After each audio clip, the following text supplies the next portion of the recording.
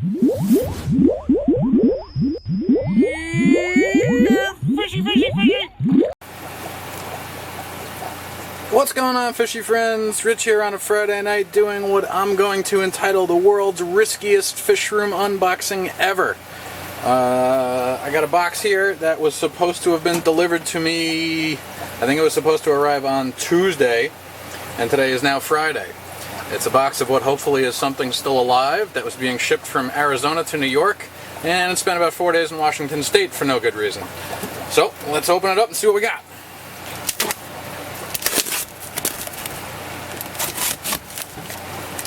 This is a box of something that I bought off a forum member over at planettank.net.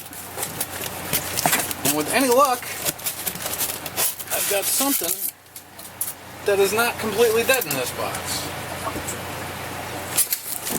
Pretty well packaged.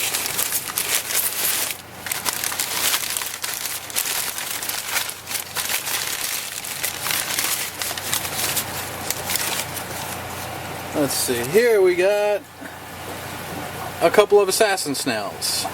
These I'm not too concerned about. These I think should have survived the 4, 5, 6, whatever how many days it was in shipping and transit in the box. It is the remainder of this box that has me concerned though. And alright, we got movement in the bag. I got a bunch of more cherry shrimp. And I can't believe that there is as much activity in this bag as I'm currently seeing. That is amazing.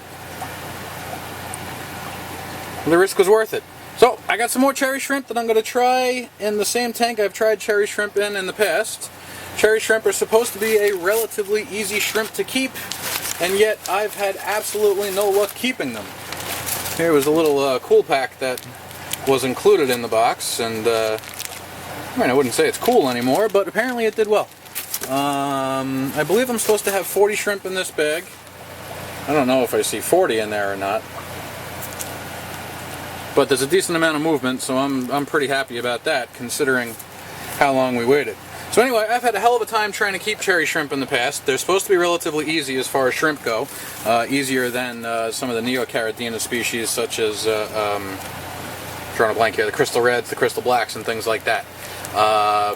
I've tried my hand a few times at it and I have not done well, but I'm going to give it one more try. So I'm going to go ahead, I'm going to start acclimating these shrimp as I had in the past. I'll do a drip acclimation, and what I'm going to do is get everything set up and place them back into this tank over here, which is where I've had the cherry shrimp in the past. I've had a couple of Malaysian trumpet snails in there recently. The tank's been empty for quite a long time. I'm going to go ahead and take some sponge filters out of another tank and throw them in here so I don't have to worry about the tank cycling while the shrimp are in there. I might also try to grab a couple of these endlers and put them in the same tank with the cherry shrimp. I gotta wonder if one of my problems in the past when trying to keep these cherry shrimp is if the bio load in the tank is just too small. It might be that the shrimp aren't producing enough waste to keep the ammonia levels up to keep that beneficial bacteria thriving.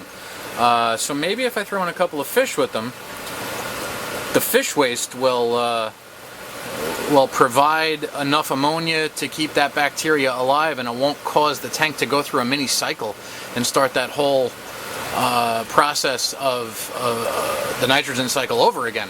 Not 100% sure if that's a good idea or not, but I think I might try it anyway. So I'll keep checking in, and let me know what you guys think. Alright guys, so here's what I'm going to do. I am going to cut open my breather bag. This is one of those cordon breather bags. Somehow carbon dioxide can be released from the water through the plastic in this bag, and oxygen can be taken into the bag. I'm not sure how it works, but I do know that you can't float these bags, otherwise there will be no gas exchange. And similarly, when you ship something like this, if any plastics touch on the side of it, it will not allow the gas exchange, theoretically, not theoretically, but in essence, suffocating the fish. So I'm going to go ahead and see if I can't get these guys into this little bucket.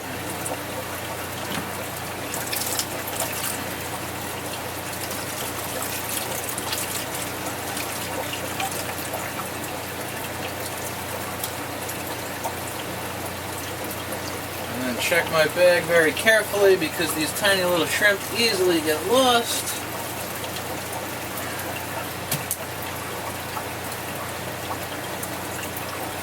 And so far, I am not seeing any dead shrimp. I'm utterly amazed at that. It seems impossible for these guys to be alive after spending almost a week in a bag, in a box, and who knows what kind of temperatures and conditions they might have seen. Like I said, they were shipped from Arizona to New York by way of Washington State. Now, I'm no cartographer, but that doesn't seem to make sense. I think I got everybody out of the bag here. Yeah, look at that. What I was just trying to explain about this bag says, allows vital oxygen exchange through plastic bag. Modern technology for fish transportation. Fancy. It's like space exploration. CO2 out. Is there another side that says oxygen in, maybe? Probably. It was probably up there in the knot. I think I got all the shrimp out of the bag.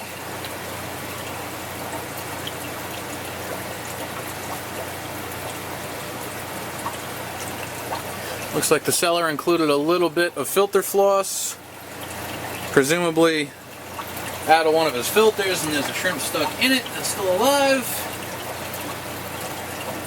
I think we got everything else out of there. Alright.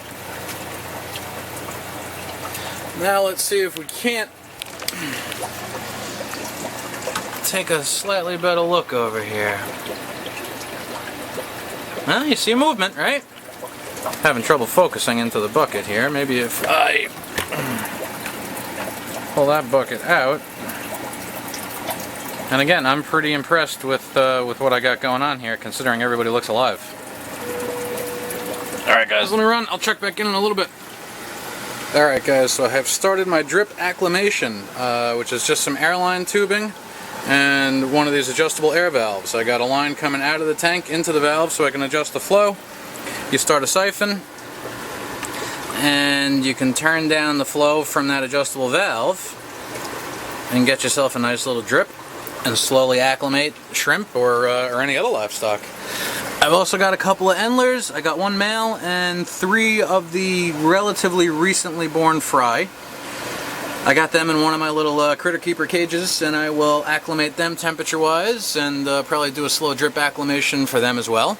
And I'm going to add them into that cherry shrimp tank, like I said, just in an effort to sort of have something producing a little bit of waste and keeping the beneficial bacteria alive that are on the filters. So we'll let the shrimp acclimate for quite some time, and then we'll get them in there. Here are all those assassin snails that are now out of the bag and just in a little cup of their own filthy water.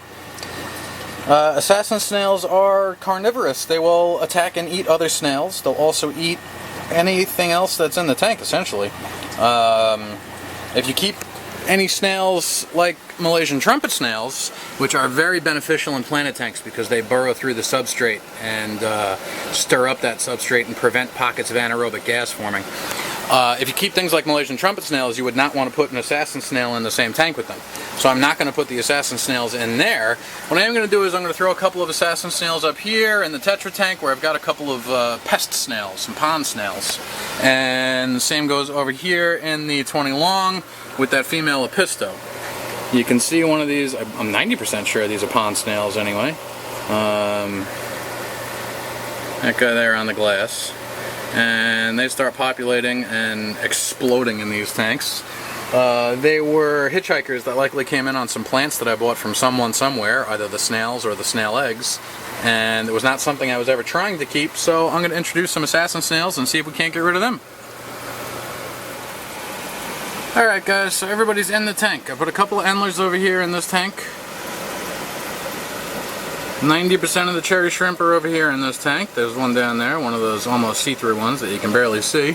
But there's at least 35 or so other shrimp in there that I can't find anywhere yet. But they're probably searching around, figuring out what's what. I took a couple of cherry shrimp and threw them in here with the endlers.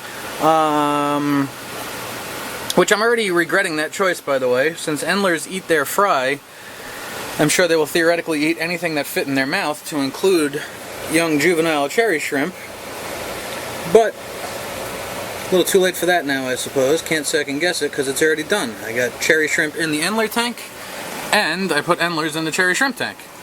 I also threw a couple of the cherry shrimp down here into the tank where I have a few Norman's lamp-eyed killies hiding all the way in the back as usual. Oh, there's one of the killies. Blue-eyed killies, Norman's lamp-eyed killies. I don't see any of the shrimp, but I only put about 4 in this tank, so they'll easily go unnoticed for a while, I suppose. And then what I also did was, oh, I didn't even take them out yet. I got a couple of cherry shrimp that I'm going to put up here in my Tetra tank. Let's go dump these guys out. Oh, my lid's in the way here. I'll have to do this two-handed in a minute. Oh, maybe not. Let me think. If I move that, then I can do that and cause a big old mess. Let's see. No shrimp left in the container. And we got a couple of cherries. Wow, that's a really red one. A couple of cherries up here with the tetras. They're already chowing down on some of this malm. And so far so good. I wonder if I've been making a mistake by trying to put the cherry shrimp into this tank here. This oil-absorbed substrate is kind of reddish-brown, and I wonder if that's causing the shrimp to sort of look a little less vibrant, as opposed to up here against that pool filter sand, where that one shrimp that I just saw looked like a Bloody Mary shrimp, I guess is what you call the really red cherries. But hopefully I can get a few of these guys to survive by having them split up like this into different tanks. Alright guys, that's it for now. Comment, rate, subscribe. Let me know if you like what I'm doing. Follow along, because there'll be a lot more videos just like this one. I'll talk to you guys later.